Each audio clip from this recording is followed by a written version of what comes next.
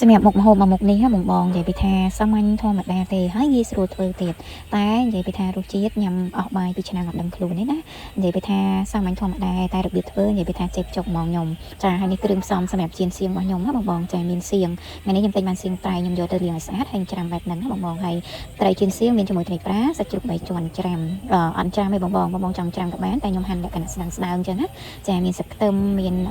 ម្ទេសខ្ទឹមក្រហមចាហើយខ្វះបានពីខ្ញីចាហើយសម្រាប់ដំបូងខ្ញុំទៅចៀនត្រីឲ្យក្រៀមសិនណាបងបងចាសម្រាប់ការចៀនត្រីរបស់ខ្ញុំចាគឺខ្ញុំដាក់ប្រេងឆាឲ្យរឿងក្តៅខ្ញុំដាក់អំបិលបន្តិចបានដាក់ត្រីចូលចាយើងចៀនឲ្យវារៀងក្រៀមតិចទៅទើបយកទៅចៀនសៀងញ៉ាំគឺវាមានរសជាតិឆ្ងាញ់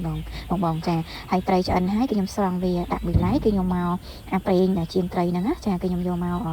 បំពងជាមួយនឹងខ្ញីបងព្រោះខ្ញីបើយើងយកទៅចៀនទាំងស្រស់វារៀងហឹរអញ្ចឹងហើយខ្ញុំយកវាមកបំពងខ្លាញ់តិចដើម្បីឲ្យវារៀងក្រៀមអញ្ចឹងណាបងកុំឲ្យវាហឹរពេកចាអញ្ចឹងវារៀងក្រៀមហើយខ្ញុំដួសវាដាក់ឲ្យស្រស់ខ្លាញ់មួយឡែកខ្ញុំមកលីងសាច់ជ្រូកសម្រាប់សាច់ជ្រូកខ្ញុំអត់ទាន់ដាក់ខ្លាញ់ទេបងចាខ្ញុំដាក់លើខ្ទះហើយខ្ញុំដាក់ឲ្យវាចេញជាតិប្រេងតិចមកបាទខ្ញុំបន្ថែមប្រេងឆាតិចខ្ញុំដាក់ខ្ទឹមឆាចូលតែម្ដងចាហើយក៏អត់ចាំបាច់ដួសសាច់ចេញដែរបងយើងគ្រាន់តែវែកវាដាក់គៀនទៅយើងឆាខ្ទឹមឲ្យរៀងឈ្ងុយហើយក៏ឆាសាច់នឹងចូលតែម្ដងចារៀងចិត្តចុកច្រើនតិចហើយតែរសជាតិគឺថាឆ្ងាញ់ហ្មងចាបន្ទាប់ពីសាច់របស់យើងឆាមកសន្ទុះហើយបាទខ្ញុំដាក់ជាមួយនឹង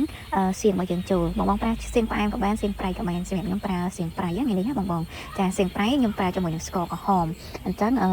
យើងនេះវែកសៀងរបស់យើងទៅទៀតតិចមកយើងដាក់ស្ករក្រហមប្រឡោះកដែលឲ្យវាចេញជាតិស្ករមកដើម្បីឲ្យសៀងរបស់យើងវាកាន់តែក្រហមណាបងចាមើលទៅរៀងក្រហមតែនងញ៉ាំតែម្ដងចាវាអត់សស្លេកណាពេលដែលយើងដាក់ស្ករក្រហមបែបហ្នឹងហើយរសជាតិឆ្ងាញ់ទៀតចាឆ្ងាញ់ជាងស្ករសបងចាដាក់ប្រឡោះកដែលអញ្ចឹងទៅកូរឲ្យវាចេញស្ករឲ្យអស់ទៅចាចាំយើងកូរច្របល់ជាមួយគ្នាយើងក៏បន្ថែមគ្រឿងមានប៊ីចេងអីតិចតួចចឹងទៅបងចាហើយខ្ញុំថែមជាមួយនឹងស្ករក្រហមតិចដែរដោយសារតិចទៀតដែរដោយសារអីពេលនេះខ្ញុំដាក់រៀងតិចពេកដោយសារយើងប្រើសៀងប្រៃចឹងហើយអាចនឹងរៀងប្រៃចឹងណាចឹងហើយរៀងដាក់ស្ករច្រើនតិចណាបងចាចឹងហើយយើងកូរច្របល់សៀងឬក៏គ្រឿងផ្សំរបស់យើងចូលគ្នាអស់ហើយបាទខ្ញុំថែមទឹកបន្តិចចាថែមទឹកបន្តិចឯងបងអត់ទាន់ថែមច្រើនទេចាយើងថែមតិចមកចាកូរច្របល់ឲ្យវារៀងតិចមកបាទខ្ញុំដាក់ជាមួយនឹងខ្ញីចាខ្ញីដែលយើងលីងឲ្យក្រៀមហើយបងយើងពងឲ្យក្រៀមហើយជាមួយនឹងត្រីណាចាខ្ញុំយកមកដាក់ជាមួយគ្នាតែម្ដងមានខ្ញីមានត្រីចាយើងដាក់ហើយក៏បន្ថែមទឹកឲ្យវាពុះឲ្យមកល្មមមកចាភ្លក់យករសជាតិល្មមមកជាការស្រេចហើយបងចាហើយបន្ថែមតែម្ទេសចាជាមួយនឹងខ្ទឹមក្រហមហើយចុងក្រោយបន្ថែមជាមួយតែស្លឹកខ្ទឹមគល់ខ្ទឹមរបស់យើងមកជាការស្រេចនិយាយពីថាយូរធ្វើញ៉ាំម្ដងណាបងរសជាតិឆ្ងាញ់ណាស់ចាពិសេសមីតិចយើងមានលក់ជាមួយតែសក់ជាមួយជីស្ពៃអីមកចាសបែកគូអីមកបន្ទាប់ឆ្ងាញ់ណាស់បងអើយចា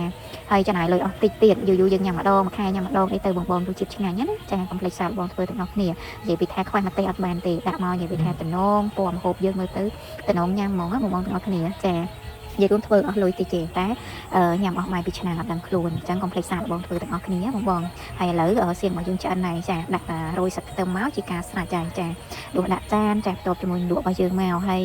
បើសិនជាមានអាឡឹកទុំណាចាខែនេះនៅខាងខ្ញុំគឺមានអាឡឹកទុំហើយបងគេដាំតាមចការនៅភូមិចាមានអាឡឹកទុំហើយថែមអាឡឹកទុំ2 3ទៀតមកបងអើយគឺតែឆ្ងាញ់ខ្លាំងតែម្ដងឥឡូវឆ្អិនហើយនេះចាដួសដាក់ចានមកហើយលក់របស់ខ្ញុំថ្ងៃហ្នឹងក៏អត់មានច្រើនដែរចាមានតែសណ្តែកគួរតែសក់ហើយនឹងជីនឹងវងហើយនឹងស្ពៃដាំខ្លួនឯងចឹងណាបងចាយកមកផ្ទាប់ជាមួយអីក៏ឆ្ងាញ់ដែរបងអើយសម្រាប់សៀងឆានេះណាហើយសម្រាប់ខ្ញុំគឺថាឆាសៀងអត់ចូលចិត្តរៀងស្ងួតទេបងចូលចិត្តបែបមានទឹកបែបហ្នឹងចាងាយស្រួលនៅក្នុងការញ៉ាំ